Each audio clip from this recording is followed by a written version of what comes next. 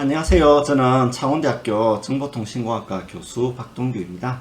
오늘은 교수님들과 직원 선생님들이 교내에서 쓸 수 있는 구글 설문지 활용법, 그리고 이 구글 설문지를 활용한 퀴즈를 배포하는 그런 방법에 대해서 다뤄보려고 합니다. 그런 다음에 이제 퀴즈 결과를 평가해야 되겠죠. 그리고 피드백도 줘야 되겠죠. 그런 거를 제가 실제로 사용했던 사례를 중심으로 설명을 드리도록 하겠습니다.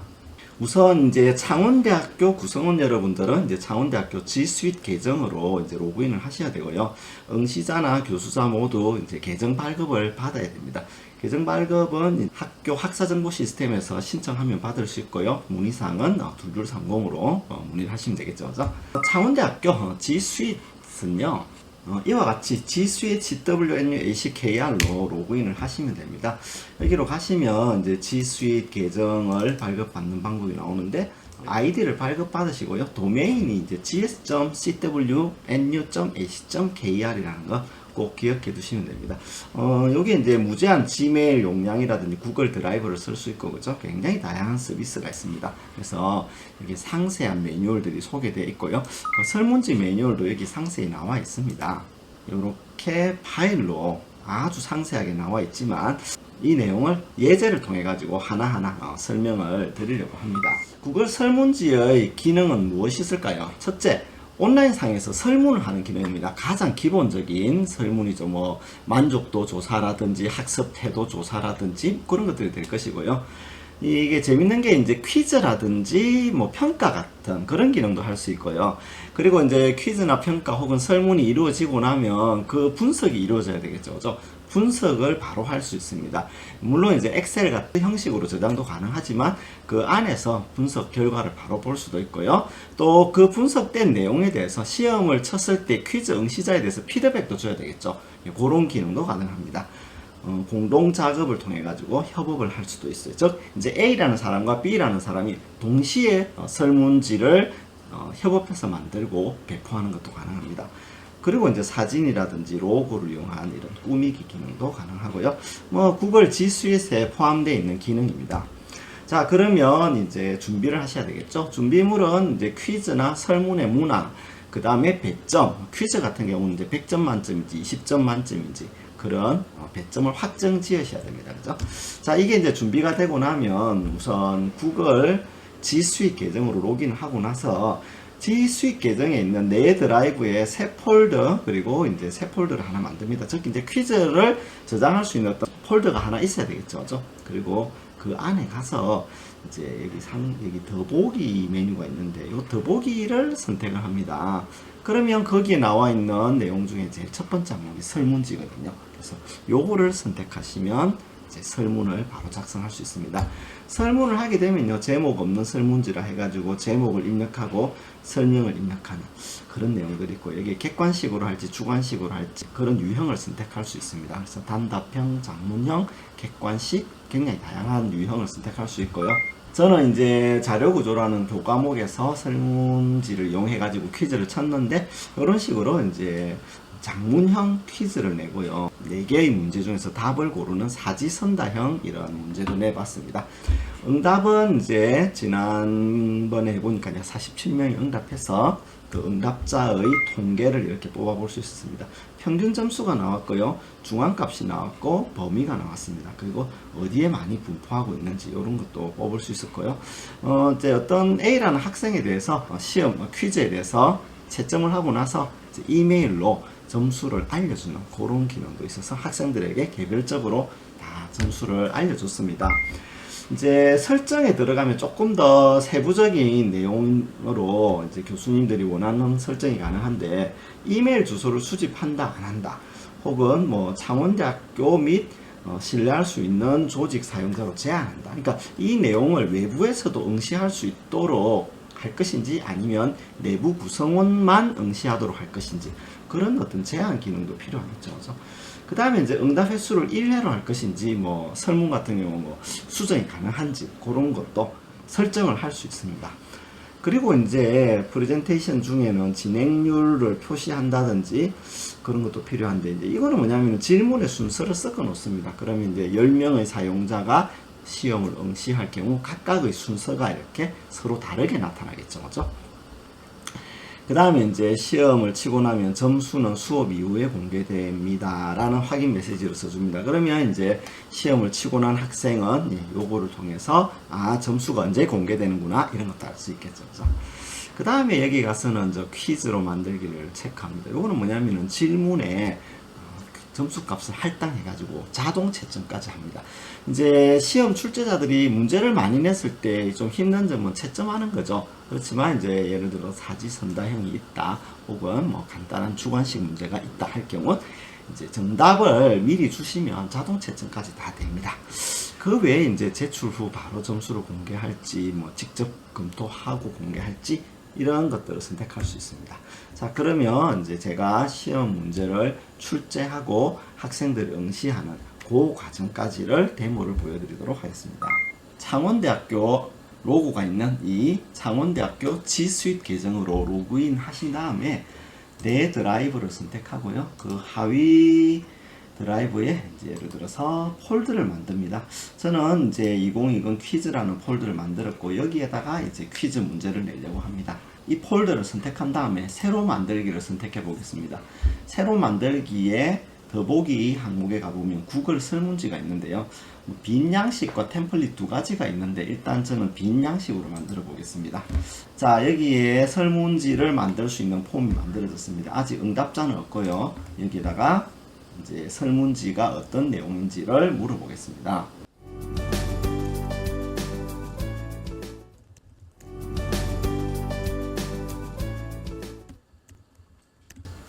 네, 이와 같이 이제 5점 척도의 만족도 조사를 하는 이런 설문을 선택했고요. 일단 여기서는 이제 객관식 질문으로 선택해 보겠습니다. 이 질문을 필수적으로 답해야 된다라고 하는 부분을 체크해 주시면 간단한 설문지가 만들어졌습니다. 그죠? 자, 이제 설문지가 만들어졌으니까 이 설문지를 학생들에게 배포를 해야 되겠죠. 그죠? 그래서 보내기를 선택하고 학생의 이메일을 알거나 하면 이메일을 적어주시면 되는데요. 이메일에 설문지를 첨부하는 기능도 가능하고요. 공동 작업자를 추가해서 공동으로 작업할 수도 있습니다. 다음에 이제 링크를 선택합니다. 그래서 이 링크를 복사해 가지고요. 일단 이제 공유할 때는 그 팀즈라든지 혹은 줌 같은 외부 프로그램을 이용하셔도 되고 아니면 구글 미트 이런 거를 쓰셔도 됩니다. 저는 일단 카카오톡으로 한번 학생들한테 공유를 하는데요. URL 단축을 해서 아주 짧은 형태의 이 링크를 간단하게 만들어 보고 학생들한테 공유를 해 보겠습니다. 네, 샘플로 만든 이 설문지의 파일명은 강의 만족도 설문으로 했고 제가 이 설문지의 주소를 학생들에게 공유했습니다. 그리고 응답을 제가 받아봤습니다. 자, 응답을 받았더니 이와 같이 요약이 나왔습니다. 그죠? 40%가 보통, 그 다음에 60%는 매우 만족, 이렇게 나왔네요. 그죠? 그리고 질문의 항목에 대해서 응답 3명, 응답 2개, 이런 식으로 나왔고요. 3명이 매우 만족, 그리고 3명이 보통 이렇게 나왔네요. 그죠? 지금 1명이 더 응답을 했기 때문에 또 실시간으로 이 정보가 업데이트 되어서 이 상태가 계속 바뀌는 것도 확인해 볼 수 있습니다. 그죠? 개별 보기를 하면 여기에 보시다시피 이제 학생들이 응답한 것을 볼 수 있는데요. 누가 응답했는지는 알 수가 없죠. 그죠? 그 이유는 설문지의 설정 시에 설문지를 보낼 적에 응답자의 이메일 주소를 자동 수집하지 않았습니다. 그래서 자, 이제 만일에 자동 수집을 하게 되면요, 응답자의 이메일까지 수집이 이루어지게 됩니다. 자, 현재 요거는 이제 무기명 설문을 한 거예요. 그죠? 그래서 다시 한번 보여드리면 무기명 설문자에 대해서 이와 같이 나와 있습니다. 만일에 이제 시험을 친다, 퀴즈를 친다 그러면 누가 응답했는지를 알아야 되겠죠. 그죠? 그럴 경우에는 보내기 할 적에 응답자의 이메일 주소를 수집을 하셔야 될 것 같습니다. 이제 조금 더 복잡한 기능으로 들어가 보도록 하겠습니다. 자, 이제 한 5개 정도의 간단한 문제를 여기에 내 가지고 학생들이 응시하도록 하는 그런 테스트를 해보도록 하겠습니다. 자, 지정된 폴더에 구글 설문지를 선택하시고요. 설문지를 만들어 보도록 하겠습니다. 자, 조금 간단히 하기 위해서요. 첫 번째 문제는 주관식 문제로 해보겠습니다. 문제는 이제 단답형으로 하고 필수 문제로 넣도록 하겠습니다. 자, 그런 다음 설정으로 가서 이 문제를 응시할 응시자들의 이메일 주소를 수집하고요. 응답 횟수는 1회로 제한하겠습니다. 다음으로는 이제 질문 순서를 무작위로 표시하고 진행률도 표시를 한 다음에요. 퀴즈로 만들기를 체크해 보겠습니다. 퀴즈에 관련해서 조금 더 상세한 옵션을 설명드리면 응답자가 시험을 쳤습니다. 그죠? 그리고 나서 이제 틀린 문제 정답 요 항목을 체크하잖아요. 그렇게 되면 현재 보시는 화면과 같이 응답자가 정답을 맞췄다, 틀렸다 하는 내용을 즉각 바로 확인할 수가 있습니다. 그러니까 이제 A라는 학생, B라는 학생, C라는 학생 시험을 쳐다가 A라는 학생이 먼저 제출하면 A라는 학생한테 정답이 모두 노출되는 그런 이제 염려가 있는 거죠. 그래서 만일에 그걸 이제 노출하고 싶지 않다라고 생각하신다면 틀린 문제와 정답을 볼 수 없도록 그렇게 숨겨놨습니다.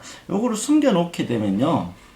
이 영상과 같이 점수는 나오지만 정답이 무엇인지는 응답자가 볼 수 없습니다. 물론 이제 아래쪽에 이제 점수를 볼 수 있게 했기 때문에 이와 같이 점수는 확인 가능합니다. 이건 역시도 체크를 해제하게 되면요. 응답자는 이제 어떤 항목에 대한 점수도 볼 수 없는 그런 기능이 되겠습니다. 자, 이렇게 해서 저장하시면 됩니다. 만일에 이제 이거는 간단하게 학생들이 테스트하는 거니까 틀린 문제와 정답을 모두 다 볼 수 있도록 하려고 한다. 그러면 이렇게 하셔도 됩니다. 그렇지만 여러 명의 학생이 동시에 칠 경우 이 항목을 체크하지 않는 것이 더 좋을 수도 있습니다.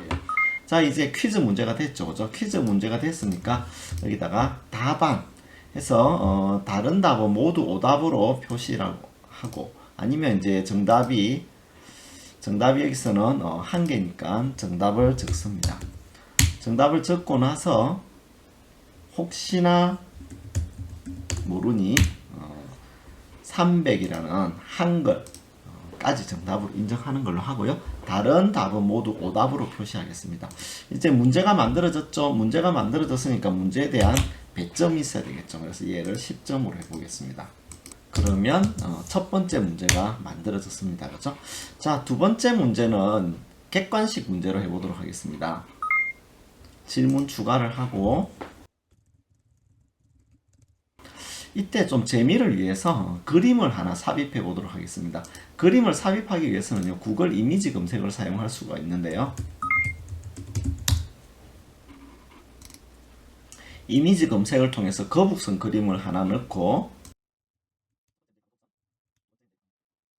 정답의 예시로 거북선 거북이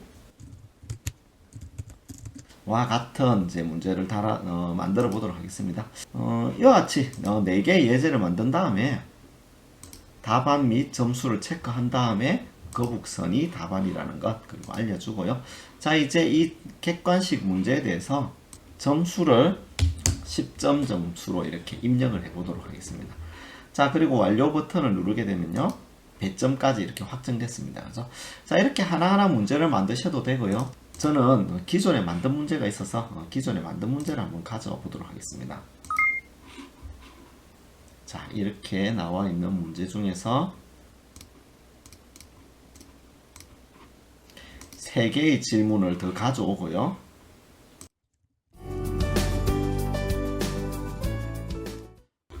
자, 이제 총 5개의 문제가 만들어졌고, 그래서 문제의 총점이 50점이 되는 것도 여기서 확인해 보았습니다. 자, 이제 문제가 만들어졌고 문제를 이제 아직 응답한 학생은 없는 상태입니다. 자, 이 문제를 보내기를 통해서 공유를 해 보도록 하겠습니다.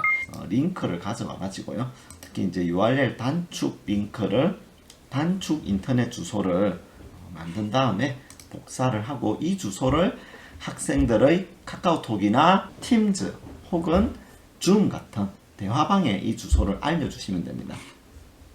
저는 이와 같은 카카오톡 방에다가 한번 알려보겠습니다. 자, 이제 학생들이 응시를 하도록 하고 잠시 기다렸다가 다시 시작하겠습니다. 자, 이제 이 문제에 대한 학생들의 응답이 이루어졌습니다. 그죠? 지금 현재 한 2명이 응답했고요. 평균 점수 중앙값 범위가 나오네요. 그죠? 그리고 응답자의 범위도 이렇게 나오고 응답자의 이메일 주소 이와 같이 볼 수가 있습니다. 자, 이게 이제 요약이라고 하면 질문에 대한 개별적인 답안도 볼 수 있습니다. 뿐만 아니라 이제 학생, 첫 번째 학생의 점수를 확인해 볼 수가 있습니다. 10점, 10점, 10점, 10점, 10점 이렇게 되겠네요. 그죠? 그래서 총 5개의 문항에 대해서 모두 10점이 되겠습니다. 그죠? 그래서 이 학생은 총점 50점 만점에 50점이 되고요. 이 내용을 점수 공개를 통해 가지고 이 학생에게만 이메일로 점수를 전송을 해보도록 하겠습니다. 그러면 이제 이메일로 점수를 받아볼 수가 있고 어떤 부분이 맞고 어떤 부분이 틀렸는지도 알 수가 있죠. 두 번째 학생에 대해서도 동일한 방법으로 점수 공개를 하고 이메일로 점수를 보내면 학생이 그 점수를 받아볼 수가 있습니다. 자, 이제 학생의 점수를 다 보냈고요. 학생의 점수에 대해서 새 스프레드시트로 다운을 받아볼 수가 있습니다. 자, 스프레드시트를 만들어 보겠습니다. 스프레드시트의 파일명을 적고 만들기를 누른 다음에 만들기를 누르게 되면 자동으로 스프레드시트가 열리게 됩니다. 첫 번째 학생이 언제 시험을 쳤는지, 그리고 이메일 주소가 어떻게 되는지, 그리고 점수가 어떻게 되는지를 확인해 볼 수가 있고요. 현재 두 번째 학생의 시험에서 어느 부분이 틀렸는지 그런 것도 이렇게 확인해 볼 수가 있죠. 그래서 현재는 이제 2명이지만 실제로 학생이 30명, 40명, 100명, 200명까지도 이렇게 정답을 쉽게 확인해 볼 수가 있습니다. 이렇게 퀴즈를 만드는 방법을 살펴봤습니다. 자, 그래서 궁금한 점 있으시면요, 창원대학교 비대면 재택수업 지원단 2230으로 구글 계정 관련해서 궁금한 것 있으면 문의를 주십시오. 안타깝게도 이제 시험과 퀴즈에 관련해서는 비대면 재택수업 지원단에서는 지원을 해드릴 수가 없습니다. 왜냐하면 이제 지원해주는 학생들이 전부 학부생들이거든요. 그래서 문제 유출이라든지 그런 것 때문에 그 부분은 제한되어 있고요. 그렇지만 이제 지수이세 계정 발급이라든지 그런 부분에 대해서는 지원을 해드리고 있습니다. 자, 그러면 이만 강의를 마치겠습니다. 감사합니다.